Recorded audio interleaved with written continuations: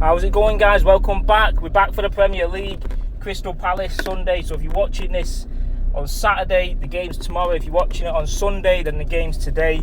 And look, whatever the results are during Saturday, you know, we could be just 1 point on top of the league, but it doesn't matter. We go to win this game. We focus on our games. We focus on ourselves, and whatever happens after that happens. So look, yeah, if there's a bit of noise, apologies for that. We're on the road, and time is on the short side at the minute, so we've got to do what we're doing. So we're going to break down the preview, Crystal Palace, and we're going to get into the game.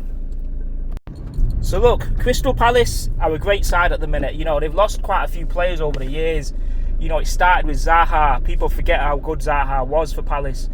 Elise went to Bayern Munich. Now Eze has come to Arsenal even. Let's word it the right way. Now Palace on Thursday, they actually was on the end of a upset result. They lost in the Conference League, which was a massive upset for them, because they don't usually, you wouldn't have them to lose that sort of game, would you? But whatever happens anyway, it's going to be a huge game at the Emirates, and they're going to try and, you know, put 2 and 2 together and try and cause an upset. Mateta's in the form of his life. Obviously, he got a hat-trick in the last Premier League game. You know, the Conference League, they did play a strong team as well, so it wasn't all about luck not being on their side. They got beat. End of the day, they got beat. So Palace, don't forget, have beaten Liverpool, and they've only lost one game, but then they've drawn, and now they've lost another in the Conference League. So look, it catches up with everyone. Everyone's saying this is a banana skin game for us. Obviously, they drew at Emirates last season 2-2. I think Mateta scored a goal in that game as well. And people are expecting Arsenal to crumble under the pressure. But I'm going to get into what I believe the result would be and what our setup should be. So we're going to get into the Palace team, which basically over the Conference League, they played a lot of their players like Mateta, you know, Adam Wharton, you know, they had Henderson in net, I believe. He could have been on the bench. Don't count me on that. But all in all, they had a good team out to cause the team problems and win that game eventually, but they didn't. So if you look at it from our point of view, it's a great opportunity to extend our lead at the top. At the moment, we're beating teams that we didn't beat last season, and if we can carry that record on Sunday, then it's going to be a great reflection of seeing and measuring where we are as a team this season so far.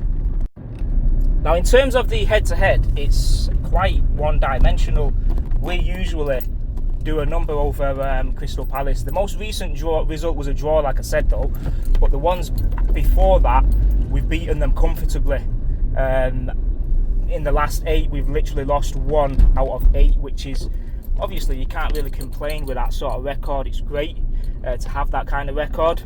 But the thing is, obviously, you know, it's a new game, it's a new day, and anything is possible. So we've just got to take this game as a new opportunity to try and, you know, get 3 points on the board. The last 8 results, like I said, we've won 6, drew 1, and lost 1. So on paper, you would imagine, especially with a team that we have, that it's an easy ride. But I don't think it will be an easy ride myself, personally.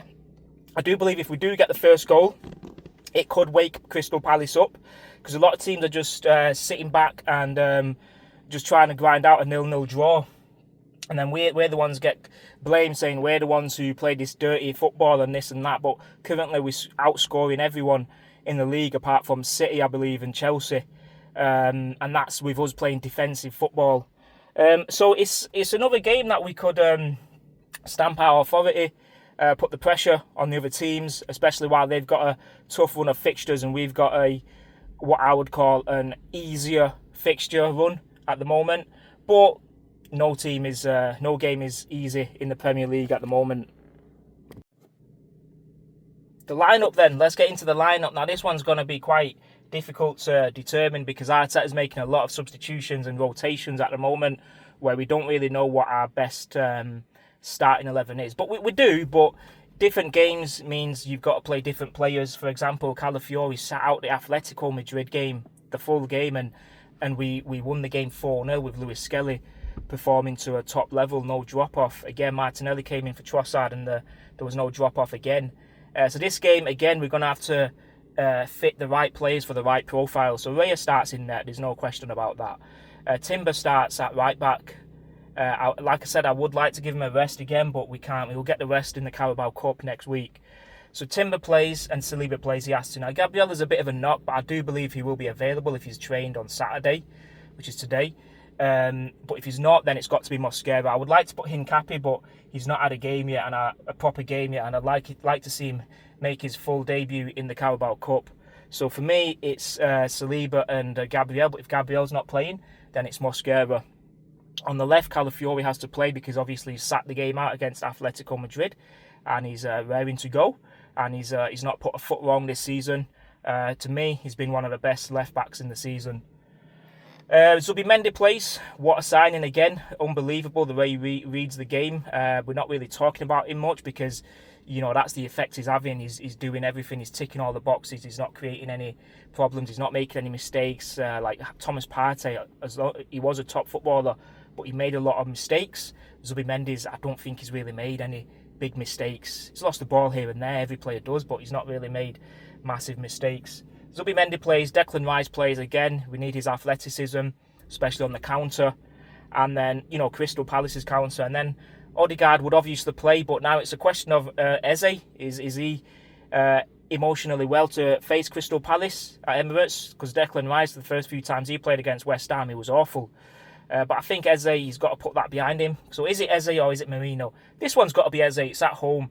If it was away, maybe Merino starts. But Eze plays for me. It's an easy one.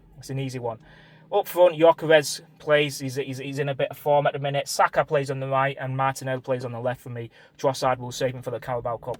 It's an easy lineup at the end of the day. It is quite predicted.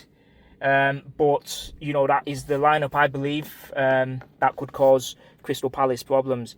Now, the prediction for me, a lot of people are saying it's going to be difficult. It's a banana skin, this and that. Yes, it will be difficult, but I know my team well, and I know how well Arsenal are at the moment, especially if we get that early goal, then Arteta puts his plan to a T. Then I know we could beat this team comfortably. Yeah, comfortably. It doesn't matter that they're having a good season at the moment. Somebody is going to beat them, properly, and I believe that will be us. I think we'll score at least 3 past them. I was going to say 3-1, but I'm going to go 3-0. I believe we'll get another clean sheet.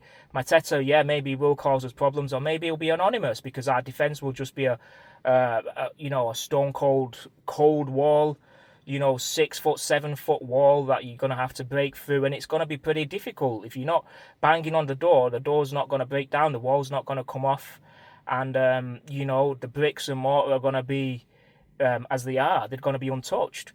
So it's up to you to try and score past us, but I don't think you will. So it's going to be 3-0, I believe, to Arsenal, which will obviously put a statement out there to the other teams that we are, serious about this title challenge. And I think we'll get the 3 points, no injuries, no red cards, and just take another game off the fixture list.